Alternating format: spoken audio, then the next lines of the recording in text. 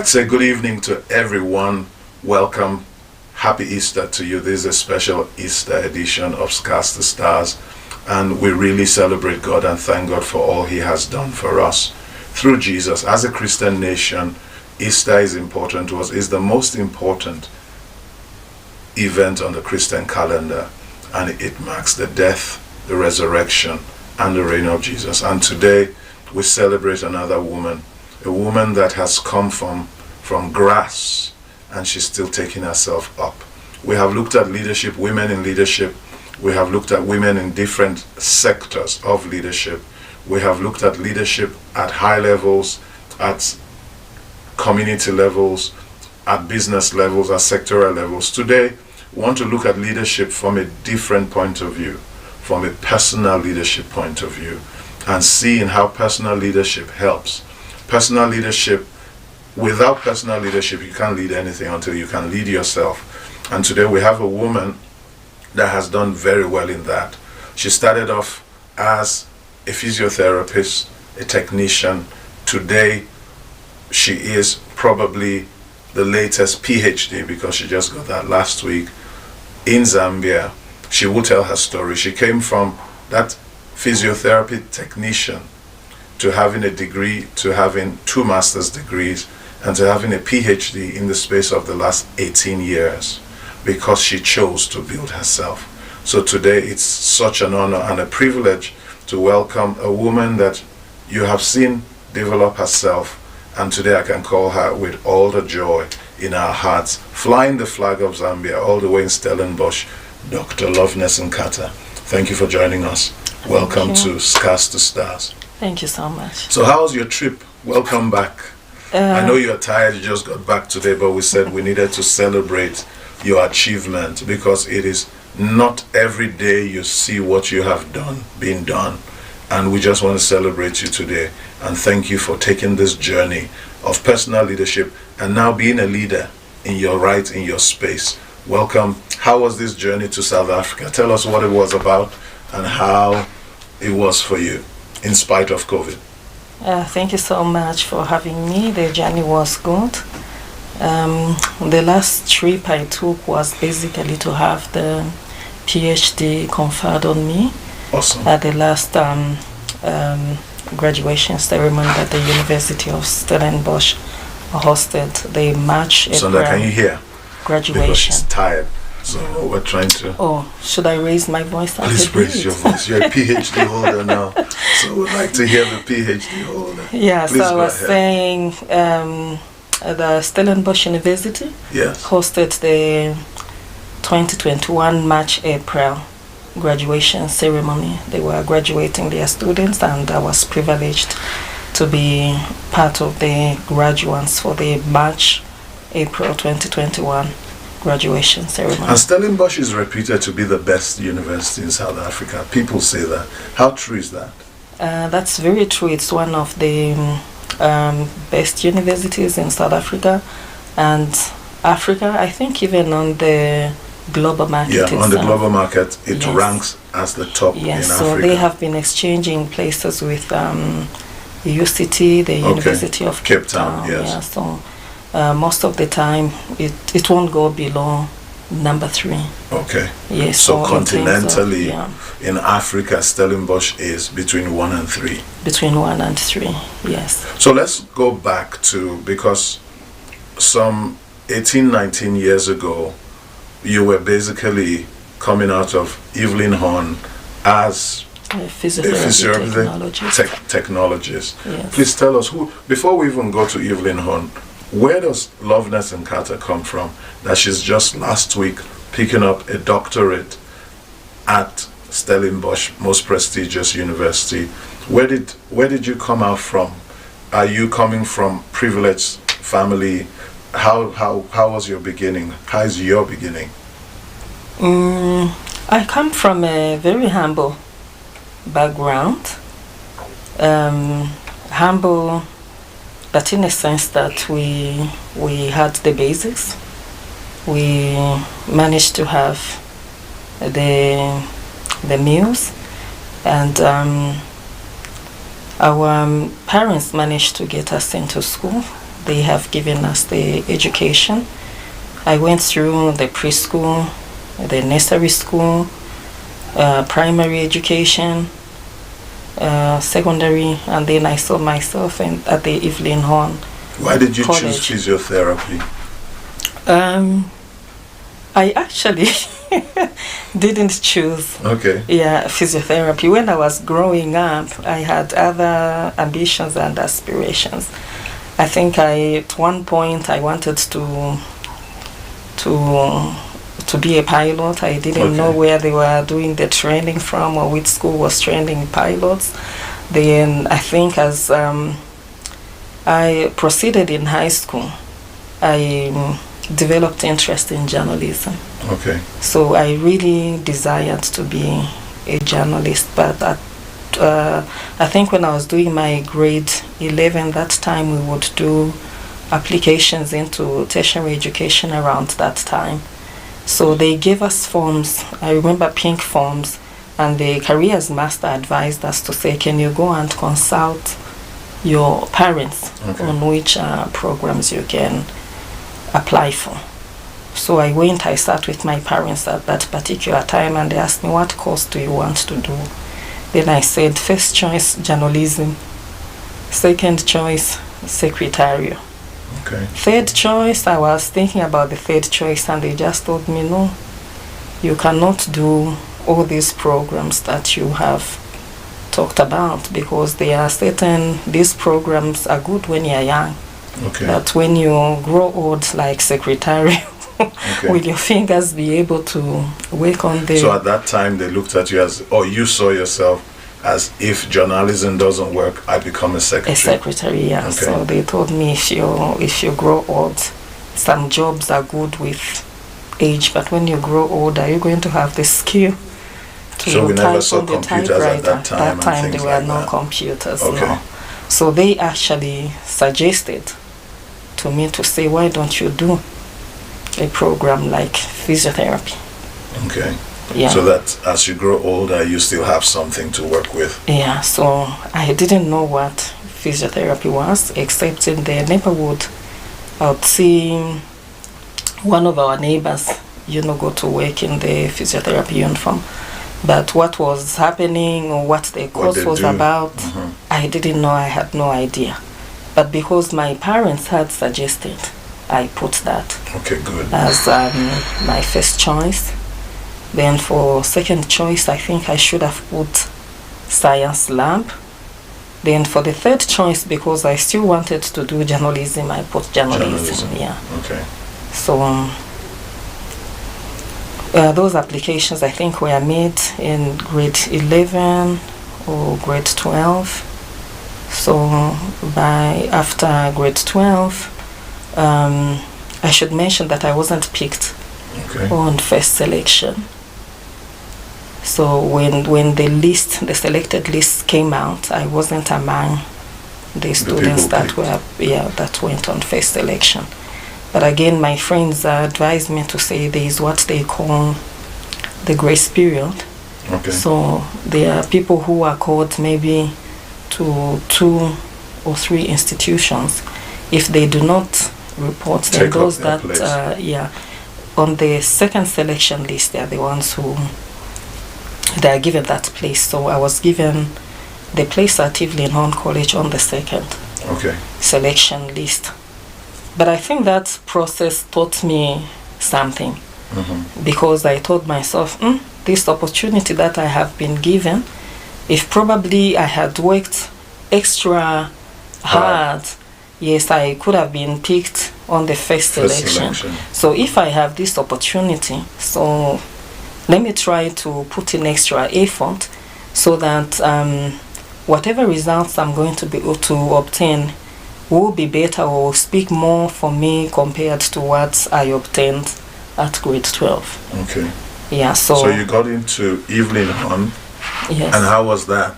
Something you've never thought about doing, and now you're in Evelyn Horn. What was your dream? If you finished physiotherapy, what did you see? What was the thing that you were looking for, aiming for? Because now you have a PhD and you totally have altered your life. But at that time, did you see yourself going to get a PhD and being what you're doing today? I never thought, or I never saw myself reaching the PhD level, or probably even getting to university to do the degree. I think when I finished my diploma, like any other girl, the next thing I was hoping for was to get married, yes, and start raising a family. But my journey hasn't been that way. Okay. Yeah. So when you start out as a woman, because this is into women leadership, That's and right. for you in particular, one of the reasons, if not the biggest reason, we're celebrating you today, not taking anything from your leadership as a lecturer and the different things you do, particularly in your field. You're becoming such a renowned expert in your field, and your articles, your papers are being cited by other authorities. But you had started as a physio and you never saw yourself this. So somebody may not appreciate why we're asking this, but you have totally evolved, transformed yourself, and you keep reinventing yourself. That's right. So we want to see exactly that process. So you are coming out of Evelyn Horn and you are thinking of, okay, it's time that my achievement here would be I get a job, I get married, I build my home. That's right. That was the goal. That was the goal. And that was what other girls in your space at that time were. And tell us about that. Yeah, that was the dream at that particular time. So my colleagues went through that journey. They were privileged. They settled. Is it a privilege? I don't know. Okay, it's a privilege. I don't know. They settled. They got married, but for me, it wasn't that way. Okay. Yeah. So, but then my dad, I have two dads. Okay. I have my biological father and my father who has brought me up. He's late now. So at that particular time, I don't know if he read into my future. He wrote me a letter. I still keep it. It's folded somewhere. I think it moves in one of my handbags. So he said, Mommy, it's good you have finished this program. We have given you the basic education. So, but one thing you must know, or you must realize, is that sometimes life doesn't go the way we plan or the way we expect. So like at this stage, your friends are getting married and you are not getting married. What I would encourage you to do is, with the little salary that you are getting, start developing yourself educational-wise. Okay. Yes, because school will still help you even if you are not married. Or if marriage is going to find you later, at least you'll be able to stand and support yourself because you have this education. And I think that was a great advice that I was given, and I still uphold that advice, and I appreciate that advice. Whatever decisions I make or anything I want to do, I still hold on to that advice I was given. So it is very important to have the right people speaking to you. That's right. Your life would have plateaued and you would have thought that was enough for you. That's right. You had the basic. You had, in fact, to you, it wasn't basic at that time. It was, you have finished school, nice to work and get a family, and that was your dream. And that was my dream. So what changed? Because not many people I know take 18 years of their lives, and of that 18 years, you had 4 years where you didn't have income to afford your degree. And you kept deferring it. So in the last 14 years, you've gotten a degree, you've gotten 2 master's degrees and a PhD. Yeah. And I'm thinking, who does that? But you did it. And it's all credit to you. So how did that change? What happened to you? And how did you get yourself to this space? Yeah, so you had mentioned, I think just a few minutes ago, that it's important to have people and right people. Yeah, your uncle, your father was speaking to you. Speak to you, give you advice or speak into your life. So apart from my dad. There are other people that have given me sound advice. Like at that time, I was sitting. I come from a Catholic background. Yeah, but at that time, I started listening to sermons from one of the great men of God. Yeah. In Zambia, and the sermons that we are being taught sort of opened my mind to say, you know, if I have God, I'm able to achieve or do anything with the backing of God. Yeah, and that also again became my push, my driving force. So when I through the teachings again, I should mention that I started striving to do better because I realized that I can actually do a lot of things than what I see myself. So then, because at that particular time, I think I had belittled myself. You know, I would look at myself and think, there are certain people who are meant, you know, there are people who are born to fly in planes. There are people who are born, you know, to be rich. There are people, and for us, it was just at that level. So then you hadn't flown in a plane. I hadn't been on a plane. You never thought you would ever do that. I would ever do that. So yours was to get married, have a family. Yes, I had arrived. And do physiotherapy. I had arrived. So those teachings, the biblical teachings, started changing my mindset. Okay. Yes. Well, biblical teachings, those are sermons. So how does it work? A lot of people go to church and their mindsets are still the same. So what was happening in you that got you to the point where you started believing? I would say probably I was interested in the sermons. Okay. Yes, I applied the right attitude. And then apart from applying the right attitude, I think God gave me the grace to apply and to obtain wisdom from what I was learning from the sermons. And having obtained that wisdom, put them into action, because it is one thing sitting, listening to a sermon. Most of the time we will listen to the sermon and we'll say, wow, it was very nice, and we will never take action to act on or to act upon. So you were taking action. So I started taking What kind of sermons were you listening to that changed your life, that made you dream bigger than where you were? I remember one time in the sermon, our pastor touched on the scripture which says, I can do all things through Christ, which gives me strength. The only thing I need to do is to trust God, walk in obedience. With whatever I have to do, I'll take a step of faith, and God is going to give me the grace to do that which I desire to do. And I think at that particular time, he gave a lot of examples, you know, challenging us to say, you know, you might think you are a civil servant, but there are civil servants that have managed to do certain things. And he gave an example one time to say, you know, some of these things you belittle yourself. For example, you might even go into South Africa here, just your neighboring country. You think it is practically impossible because you have no money, you do not have means, but if you put your mind to it, you plan, you are able to do that. And I think that struck me, because at that particular time I didn't even have a passport. Okay. But I was saying like, if the man of God is saying I can do all things through Christ, which gives me strength, and from what he has taught me, I think this is doable. So the next thing was, how much is a passport? I don't know how much it was that time, the black passports that we had. Yes. So I, like jokingly, I took a step of faith.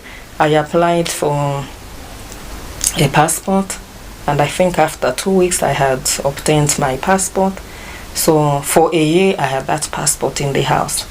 And then I think again through the sermons, there was a prompting to say, some of you even have passports and you have never used them. So you have a passport for 5 years, 10 years, it will expire, no date stamp. Then I said, no stamping. What do you call them? The immigration stamps. The stamps, yeah. So then I said, wow, I think I might fall into that category where I have obtained the passport, but not a passport, but then there is no immigration stamp. So then I encouraged myself to say, let me take a journey. If I'm a child of God, obedient child of God, I'll take a step of faith and God will give me the grace. At this time, you've never traveled outside the country? I've never traveled outside the country. So I had my local leave. By then I was working for UTH under the Central Board of Health. So I took leave, got a coach ticket from Intercape. I think that time Intercape was parking at Christmas. And my friends were asking me, where are you going? Why have you taken leave? I said, I'm going to South Africa. To do what? I said, I'll just go around and see what happens, and then I'll come back. Are you serious? The things you were hearing were stretching your vision. That's right. You started seeing yourself bigger than where I saw yourself. Yeah. And then your dad had told you education is the key. Yes, it will help me in life. So I did that, and I found myself in AC, I think, after 2 weeks, and just that journey, the process of that journey really opened up my mind. How? And what did it do to your mind? I believed in myself more. I trusted myself more. I knew, I became bold. Okay. To say, if I want to do something, I can achieve it. And I think from that journey, that has been my driving So force. that exposure, that's right. coming into South Africa, seeing what you saw, and relating with the people you related with, that showed you, I can do it. I can do it. And what happened after that? You were still a technologist. Yes. And at that time, you were just doing physiotherapy. Yes. So how come now we have PhD? Yes. In more or less 14 years. Yeah. So things evolve with time. So and I'm not just talking about PhD. I'm talking about 2 masters. Yes. 1 degree and a PhD. Yeah. So with time, everyone wanted to have a degree. Even our professional bodies started encouraging people to move away from diploma into degree. Yeah. So there was at that particular time, I think the degree program for physiotherapy hadn't started in Zambia. But there was an opening at the University of Western Cape in Cape Town. So those that could afford were going for that program. I did apply. No, I couldn't afford. I did apply also for the program, and I was given space, but I didn't have the finances, or probably that time I hadn't built my mind to say I can do this. Yes, I think my mind So you still saw it as a mountain? It was still a mountain. Okay. Yeah. So about 3 years later, 3 to 4 years later, I think the degree program had started. So they were giving you space outside of Zambia. That's right. And you couldn't take it. I couldn't take it, yes, because I had a financial challenge. It was a huge mountain for me. And you say it was more a mental challenge? I think it was also a mental challenge. If I had put my mind to it, you couldn't believe you could do it at that time. Yeah. So 3-4 years down the line, the program had started in Zambia. I applied. It wasn't easy, again, because there was a financial challenge. The financial challenge came in because the amount, the tuition fees that you pay at UNZA, from the salary that I was getting, I couldn't afford. There was nowhere I was going to. And you were taking care of just yourself? Basically, that time I was taking care of myself, yeah. Okay. So then, the challenge was, how am I going to get into this program, and if I defer, will I have an opportunity for next year? So that became a challenge, but I don't know how God worked out things for me. Of course, prayer helped, because that particular time I was working for the UTH board, which was being managed by the Central Board of Health. So they didn't have funding for long programs. It was a different thing if somebody was under Ministry of Health. Like in UTH, there were people who were being paid by Ministry of Health, and us who were being paid by the Central Board of Health. And then that particular time, it seems those under MOH would have the privilege for training, and it was a little bit difficult. So this was a fast track, this was slower. Yeah, so it was practically impossible that time that you are a CBOH worker and MOH pays for you. But I think that what really helped that time was prayer. I had learned to pray, I had learned to trust in God, and I think God just came through for me and my colleagues, because where it was practically impossible, Ministry of Health paid for us. Oh, fantastic. Yeah, they were paying tuition fees for us. They give us all the allowances that we needed, and that's how I got my first degree. And that was unusual. It was very unusual, but it happened. Yeah. I don't know how it happened, but it happened. And we thank God it happened. It happened. Yeah. So that was how you got your degree. That is how I got my degree, and I had told myself again, I need to have a very good degree, so I graduated with a merit. Oh, brilliant. Yeah. So I had hoped I'd get a distinction. You learned from the other time. From the other time. It's better to go first cut, not second cut. Not second cut. So this time you came aiming for a distinction. You got a merit. But I got a merit. Yeah. Okay. Why didn't you stop there? Why did you need a master's? You're a physiotherapist now with a degree. What do you need a master's for? So the next thing I thought just having a physiotherapy degree was somehow limiting in terms of prospects or opportunities. So I applied to do a Masters of Public Health. Okay. Yeah, 2 years after my graduation.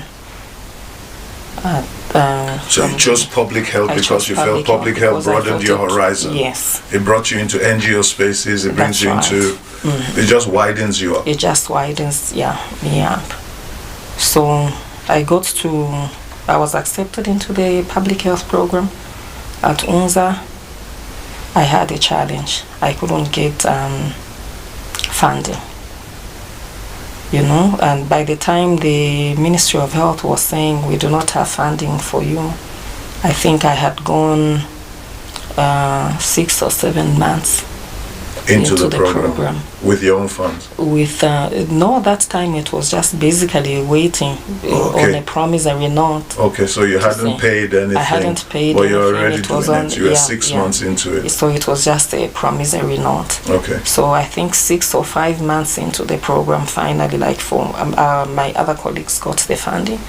I didn't get the funding. They told me there was no funding for me. It was a huge challenge. So you could have stopped at I could have stopped. So that time, I think for 1 week I was pondering, so should I stop and go back to work? But again, if I stop, will I have an opportunity to continue with this same program? And I think one of the officers at the ministry advised to say, if you have the money and your station has released you, then just pay and do the program. So it was a huge challenge, because at that particular time now, our parents had passed on. So like you were all alone. I was in inverted commas, or alone, and I was I had kid sisters I was looking after. So you are now looking after your family? I had family sisters. that I was looking after. I had my kid sisters that I was helping out with. And so I had rentals to settle, bills, food, my academics. Please. Yeah, so it was, I think that was the most challenging period that I have experienced in my life. But God has been faithful. He opened other avenues. Like I think at that same particular time, I was attached to the Ministry of Sport. Okay. So I was the national football team. With the national football team, female team. There's on 6 youth games. So the trips that I made, even if the allowances was very little, but they really helped me to sort out some of the bills and expenses that I needed to do. And of course, God raised other helpers who came in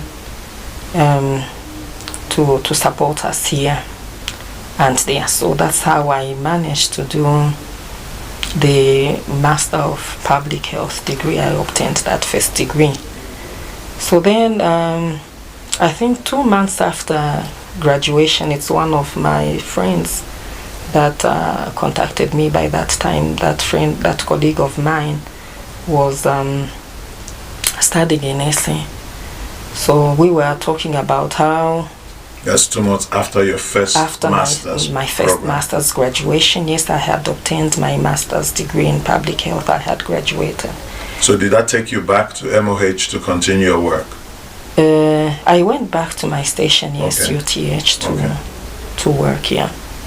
So I think 2 months after, then this colleague of mine talked to me about Novartis bursary and asked me, would you want to do a second master's in clinical epidemiology? So that particular time I thought to myself, well, so what will I be doing? Because the system in the government is that if I go for training for 2 years, then I go back to my station, I'll work for 2 years before I take leave to take on another study. So then this program was being offered in blocks. Okay. So I said, it was being offered in blocks, and then I said, well, why not? Let me try. It might just open up other doors for me, because definitely I was looking for more opportunities. Yeah. So that's how I applied for that program. I think that was in... So you're now moving from public health to epidemiology? To epidemiology, yeah. So I applied that for that program, and by December 2011, they had accepted me into it. Stellenbosch University. It was being offered by Stellenbosch University, and they had given me a Novartis bursary. Fantastic. So now that bursary was just paying for my tuition fees. So after they pay the tuition fees, the change is what you get to use for your food or buy textbooks. And then you're in Zambia. And then and you're in school in Cape Town. And you're in school in Cape Town. So I used to travel like every after 4 weeks. Okay. I would go for contact lectures, and then the other 4 weeks we were spending to do e-learning and assignments. So now I had this what's this, the transport cost. Okay. Yeah, because I was traveling. You have to bear the cost of logistics, yes, yeah, because that bursary I was given was not, adequate for, especially for air travel. But again, God worked things out for me. 1 year, I was still working for the UTH, and when I had completed 1 year of that, that's when I applied. There was an advert in the newspaper. Mm-hmm. Yeah, they had UNZA had advertised for lecturing roles, and I took that opportunity. I applied, and I think by the end of 2012 December, I got employed with the university. So you're now a lecturer of Zambia. I'm now a lecturer. From physiotherapy, you're now a lecturer. Yeah. So that increased my income, and that cushioned, the burden that I had for travel. Yeah. And you still have your extended family. And I still have the extended family that I'm taking care of. So 2013, I managed to finish most of the modules, and then I think before 2013 ended, I became a mother. Okay. So while you were in school, I became a mother. You had a baby? I had a baby, yeah. You didn't settle for your dream to get married? I didn't settle for a dream to get married. I found myself, I had a baby. You just found yourself there? Okay. I had a baby. I have a brilliant daughter. A very brilliant, beautiful girl. So Did the man marry you? No. Things didn't go as we had planned or as I expected. It wasn't a very nice event at that time, but I think I'm okay. I've gotten over it, and God has been faithful. How did that affect your journey? It did affect. Single mother now. Yeah, it did affect my journey in so many ways. First one, you are not married, then you have that child. Then the other aspect is I'm a serious born again Christian. Then I have, so the stigma on this side. You understand, yeah. So, but I had to be strong, and of course people cancelled me. It happens. I got support from my pastor. So you believe this person was going to marry you? That was the intention, but things didn't go. So that way. We'll come back to that. I'm just trying to get through the school side, because a lot of lessons we like to learn from the lessons you've learned. What are the lessons? Would you do it the same way if you had to do it again? But let's just quickly finish the school side up to where you have your PhD now, and then we can come back and revisit this. Yeah, so that program I finished, even though I was, the challenges of that. I finished, I graduated. So that's how I got my second master's in clinical epidemiology. So I am a physiotherapist. Yeah. I'm a public health specialist. I'm also a clinical epidemiologist. If they told you that back then, coming out of Evelyn Horn, that this is you, what would you say to that person? I never saw myself at this level. And what you said was, you believed certain people were born. That wasn't you. So what do you think about that now? I think we just need to discover who we are, put our minds to that, and then we become. But we become, in our becoming again, there are people that help us. Like I said earlier, there are people who have spoken to me, given me advice, and the advice has helped. Okay, so then there are people again we look to or look up to, and that has inspired me and pushed me to where I am today. Yeah, that's coming from Evelyn Horn College. I didn't see myself and at now this level. You have a second master's. Why did you go for a PhD? Master's, yeah. And you don't have finances. You're a lecturer now with 2 I'm a lecturer master's now. So why didn't you stop there? Why are you going for PhD? Again, being a lecturer, we are encouraged to strive in academic excellence. Okay. Yeah, and academic purpose. So that is one reason why the PhD was very important and attractive for me. Yeah. So, but I didn't have the funding. So I think I had spent a few years back trying to apply for a school place trying to apply for funding is not all that easy, especially to get PhD supervisors and then find funding. But I never gave up. I kept trying. There were disappointments. There were those which seemed they have opened, like I would get acceptance, and then but no funding. So it's very discouraging and so on, and But in 2017, I got an email from my professor. Okay. Yeah, who said it was so funny because that time I had a space to do my PhD at Queensland University in Australia, but I had no funding. So then when I'm mourning about where am I going to get money, what am I going to do, then I get an email from my professor who had taken me in master's clinical guidelines at Stellenbosch University. So she said, Loveness, would you be interested? I might have funding for you to do a PhD. So then I asked, how much is that money? So he just said about 120 rands per annum, and then I thought that's very little money because I'm looking at a huge funding. How long was this 4 years course, or how many years? It was a 3-year program, but if you do not finish in 3 years, there is a provision for extension into year 4. Okay. Yeah, but after year 4, you do not get funding anymore.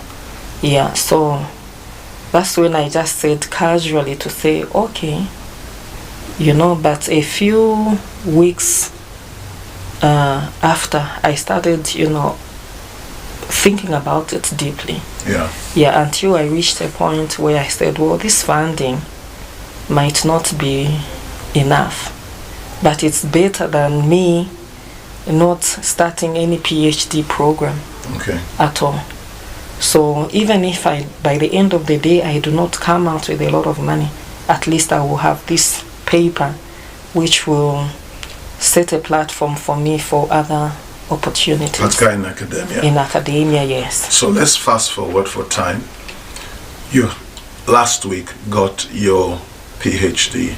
You were honored with it and inducted into that level. When you look back now, what have you learned from your life and your leadership? I call it personal leadership because you made yourself do the impossible. How many people did you meet or have you met along your path that have done degree, 2 masters, and a PhD in that space of time? There are very few people, I should say. How many women did you meet on that journey doing that? And you're now a single mom. I have met a few women, like during the time that I've been training at Stellenbosch for the 2 degrees. Yeah. They may not have the same story, or they may not have undertaken the same journey of life that I have undertaken. Too. Yeah, but they inspired me with their hard work. Yes. Yeah, because I remember, like for me that time, because I could afford to jump on a plane, get to Stellenbosch and back. A few colleagues of mine from Zim were jumping on trucks. Trucks. From Zim and Botswana, they would jump on trucks. So that made you feel privileged? I said I just need to push. If they went that way, they said this degree we have to get, that made me push even harder. So it is not an easy road to achievement, that's what you're saying? No, that's so why didn't you give up? Why would you go all this way and not give up and studying things that are far away, epidemiology? Now you're doing your masters, and the beautiful thing from what you've told me, your articles in research are being cited by authorities. So you're now a reference. That's right. You would have just been a physiotherapist, but you're now an international reference, and you're being invited to do further research based on your work. How does that make you feel? What do you learn? Why didn't you stop? So many questions at the same time. We don't stop when we start. Okay, so that's a good one. I think Kasongo needs to take that. We don't stop when we start. Yes. So when you start, something makes you we don't go quit. on. We have to go on and finish. Yeah. Okay. So champions are those, because a lot of us stop. But you don't stop. I love that. You don't stop when you start. The moment that should be a bumper sticker. Step into something, you have to finish, and that has been my motto. Okay. There are times, I think even in this PhD journey, I had trouble. I think I cried, I moaned with my one of my supervisors. She was very hard. So then I was like, it's better I just go home. Yeah. But then I told myself, I will not quit. I'm not a quitter. I will push and push until the end. So we don't stop when we start. So what would you say to somebody, maybe the person is a physiotherapist right now, or maybe in some area of life that they never dreamed, and they're dreaming that some people are created born to fly, but I am born to be here. Now you have gone the journey, you can look back. They are looking at it and they are saying, it's not possible.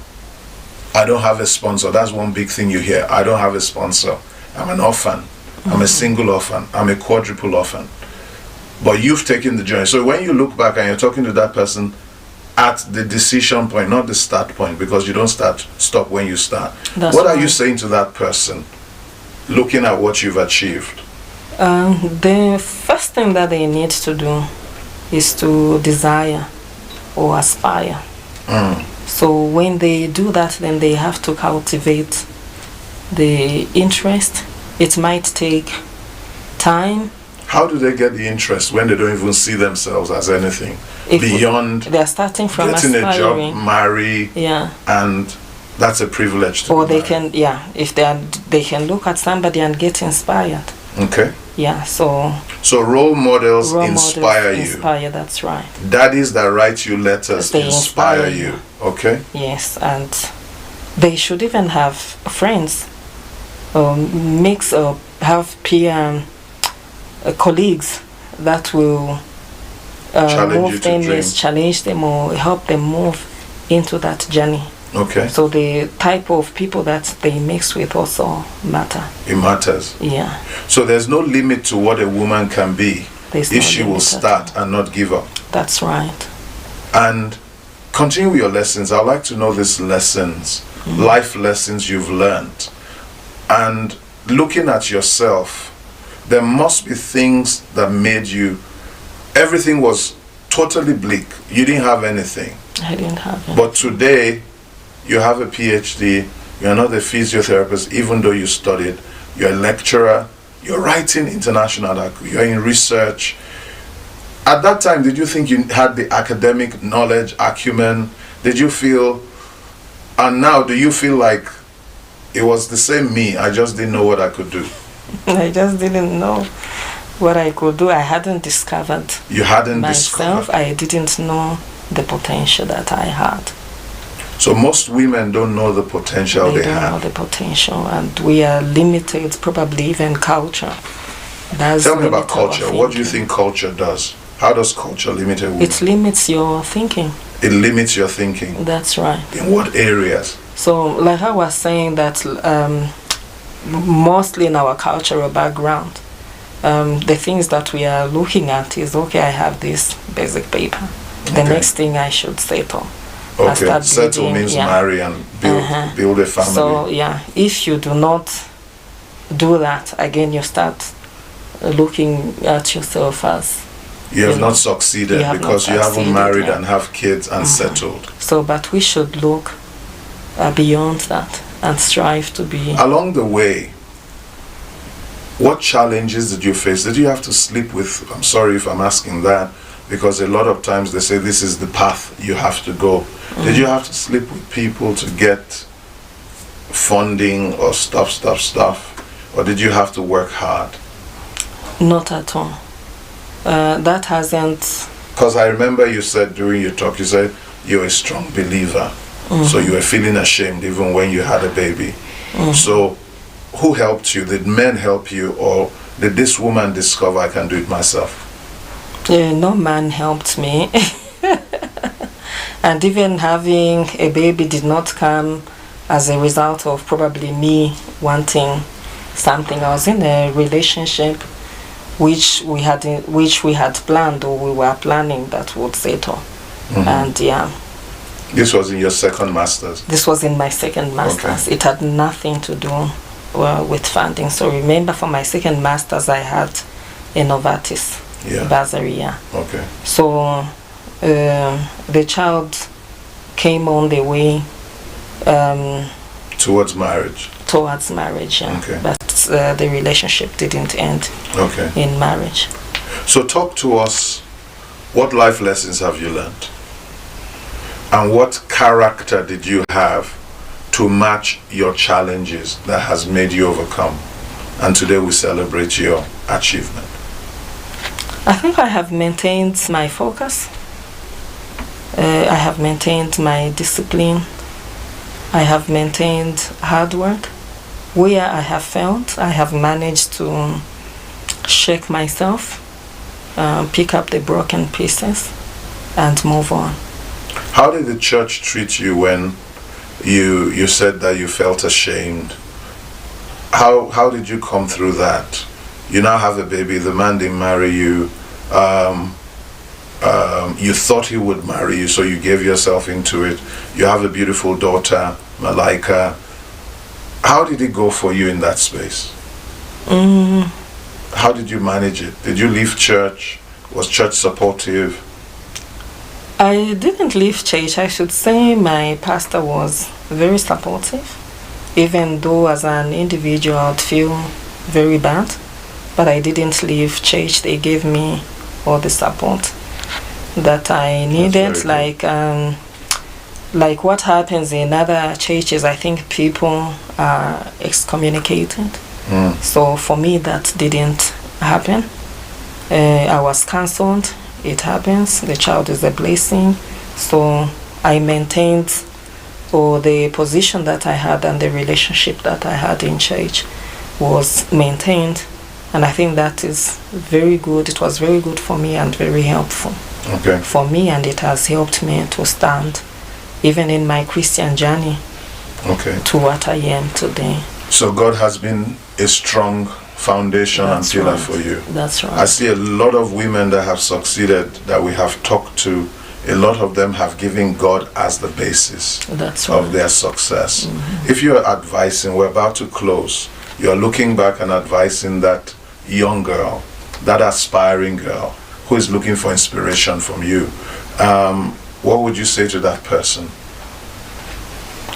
You probably just want to look into that camera and speak to that person from your experience. From my experience. It's Sunday today, Easter Sunday, so Resurrection Sunday. It's resurrection. Yeah. Somebody that thinks their life is buried. Maybe this will help resurrect their dream.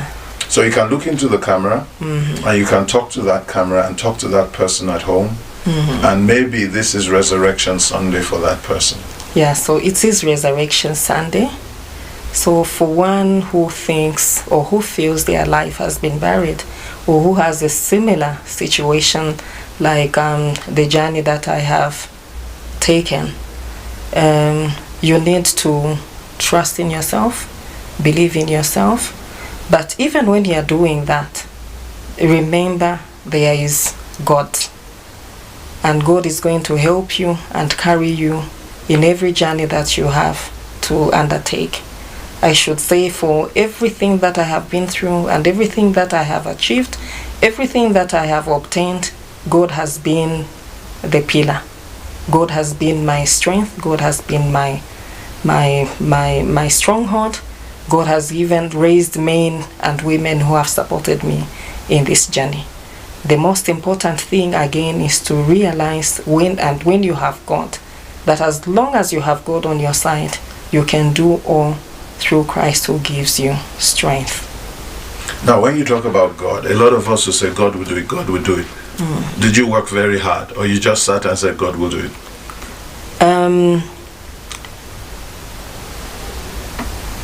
You have to, there is an aspect of prayer, but even when you are praying, there is you need to take responsibility towards the prayers that you are getting. You cannot just pray I'll give an example of, like the PhD journey. I cannot be a PhD student and then I'm just in my closet and praying. Mm-hmm. There is a point where I have to study, do research, write, think. So there is prayer. So God does his role through prayer. He gives you wisdom. He gives you ideas. He gives you direction. So, and then you have to now, your physical you now has to begin to work. So there's what God will do. There's what God will do. There's what you must do. What you must do, you must take responsibility. Tell us about the papers you've been writing. We have very short time. You've been writing internationally cited papers in your research. Tell us about that. And how far has that gone? To that physiotherapist that thought, I was not designed to fly. I was designed to be here. How come your brain work is being cited and reputed today? Okay, so I've been, especially for my PhD, I've been looking at musculoskeletal disorders. They cause a lot of pain in individuals. So my focus has been work-related musculoskeletal disorders in back pain. So you will realize that individuals spend 3/4 of their time in a workplace, and most of the time when you are carrying out your official duties, you are carrying out those duties in a particular position or a particular posture. So with that particular posture, there is what you develop what we call cumulative stress, and that is going to give you a lot of pain. So the pain that you are going to have is in your muscles and in your skeletal system. So they are work-related musculoskeletal disorders. So for my PhD journey, I was looking at innovative rehabilitation systems, and I focused on self-management. Self-management, we are trying to encourage people to take responsibility of their health, and while taking responsibility of their health, managing their productivity in the workspace. Okay, because normally what happens is, for example, I might have back pain. The next thing I'll think about is, can I take 3 days off? But what happens to productivity at work? So there are economic losses that your workplace suffers. And even you suffer economic losses because the money that you could have made, they are in bed, lying down. So I've been writing about management of musculoskeletal disorders and encouraging people to remain active even when they have that muscular pain, so that they continue with their productivity. So the papers. And your work is being cited. And my work has been cited. So for this year, I think I was number 3 on the global, regional and national. So for Zambia, I think I came number 1 in the area of... That is a girl that thought, I was born to be at this level. In the area. And now globally, you're number 3 in this space. Yes, in the topics that I've been writing on. So for Zambia, I was the only one that appeared. Then Africa and the global aspect, I was number 3. Wow. So my graph shows number 3. So if you didn't discover your potential, you would have thought you were this small. That's right. But now globally, you are this tall. That's right. Because you pushed. That's and right. you pushed yourself to that space. That's right. We really want to celebrate you and thank you. It's such a joy to call you Dr. Nkata. Thank you. And not Doctor by you buy it on the road. And thank you for taking the journey. It's so short a time that we've come to 8 o'clock, and we just celebrate you. We hope we will have time to talk to you again, and you would come and talk to the younger people on how they can become the next doctors on a 3rd global scale, and hopefully number 1 very soon on the global scale. I know that you're very young and you still have a lot to do in your trajectory going forward. I know one day if you continue academia, professorial will come the way you're going. So we really celebrate you in this is our overflow of celebrating women in leadership. And we thank you for your scars. You have covered them with achievement. Amen. And you're a star that is shining for Zambia. Amen. You said you are the one in that space that is number one here. Amen. We hope you will keep flying that flag and making Zambia proud. But most importantly, showing that women can dream, that the privilege of marriage is not the end of the world. And education can be a better husband if you pursue it. It gives you, sorry, education does not stress you. It doesn't give you mental health issues. And we pray women will embrace this and go further. So thank you, Dr. Nkata, Loveness Nkata, and we wish you all the best in your journey. Thank you so much. For and thank you for your time. Thank you so much. Well, viewers, we have been talking to Dr. Loveness Nkata. She took the journey from being a person that thought marriage, having a baby, having a husband, and having a job as a physiotherapist was arrival. She thought she had arrived until she met her dad, who wrote and told her, look, you may not have married, but education can do even more for you. And she embraced that challenge, and she has met people on her journey.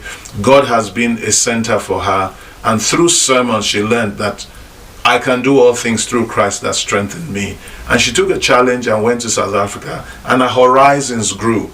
And today, from the same South Africa, Cape Town, one of the foremost, if not the foremost university in Africa, she has bagged a doctorate in the space of 14 years, thereabout, regardless of sponsorship, regardless of support. And through her work, she got some scholarship and part of her tuition, but she's done this job. And women are doing it in Zambia. Zambian women are doing great things. We've seen great leaders at different spaces, but we are seeing a great self-motivated leader. So self-leadership is the beginning of great leadership. And we see the example in Loveness. And we do thank you and celebrate you. Till we come your way tomorrow. Tomorrow is special. I'll tell you, we're reviewing for the young people.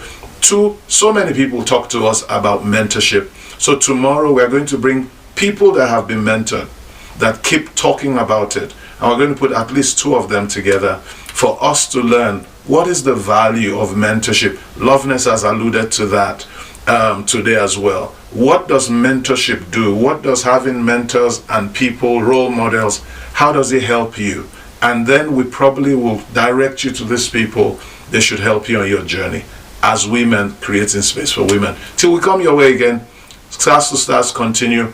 Join us tomorrow as we look at 2 of our champions. We've already profiled them, but we want them to tell us what is the value in mentorship and having women creating space for other women from their experience. We'll see you tomorrow evening.